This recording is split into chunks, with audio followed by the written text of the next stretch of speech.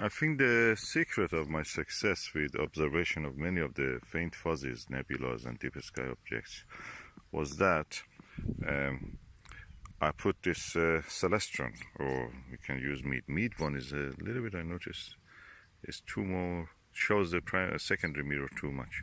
But this Celestron one is alright, and if you use Antares, that will be also alright. This focal reducer actually made the field of view wider, so when I'm looking at the faint fuzzies, which are, big, I mean, can be up to 2-3 degrees in the case of the Andromeda galaxy. If you look at with a narrow field of view, you will not see the contrast between the darkness of the sky and the brightness of the faint fuzzies.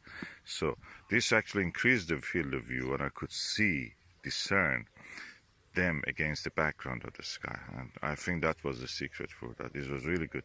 Get a focal reducer to use with. Of course, you can remove this if you want. For planetary viewing, it probably is better to remove it, or use a Barlow or a low magnification lens, just to see the more details that is visible in the case of the planetary objects like Jupiter and Saturn, which are now in the sky.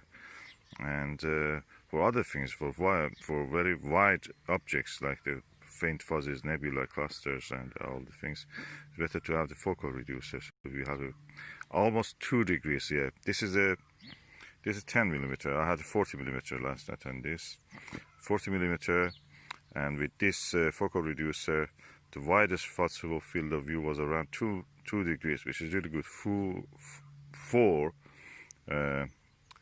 moon widths you could see. And that's the secret, I think, to using this comfortably with a good amount of the visibility.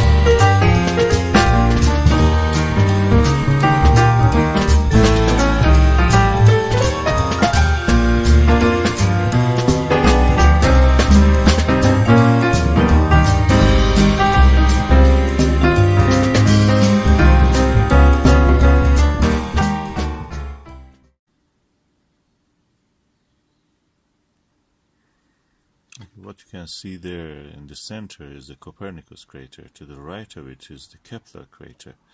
And the dot, tiny dot to the right of that Kepler, near the edge of the white area, where the down to it a little lower is a black dot, that's Grimaldi.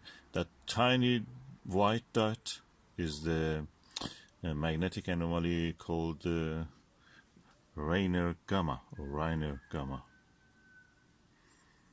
As you can see, the thin layer of cloud exists in the sky. Is moving. It's mist practically. And yeah, the Italy-shaped area to the top is the Jura Mountains, and you can see a tiny dot also in that Jura Mountains called Plato, actually, crater Plato, the philosopher.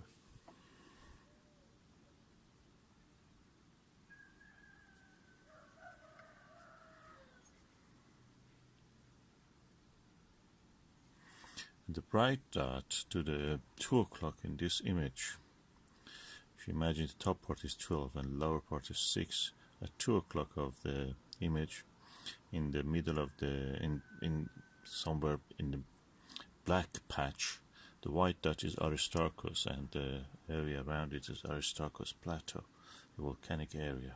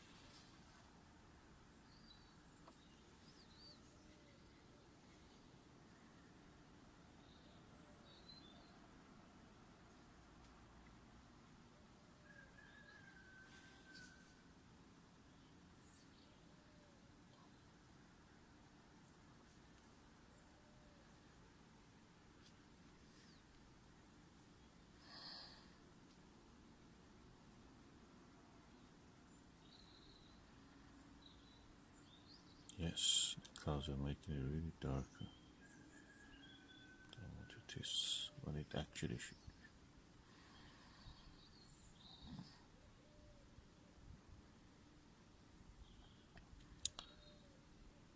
be. Yeah, and the circular feature, black circular feature on the top at 12 o'clock is the big black circle, is the Mare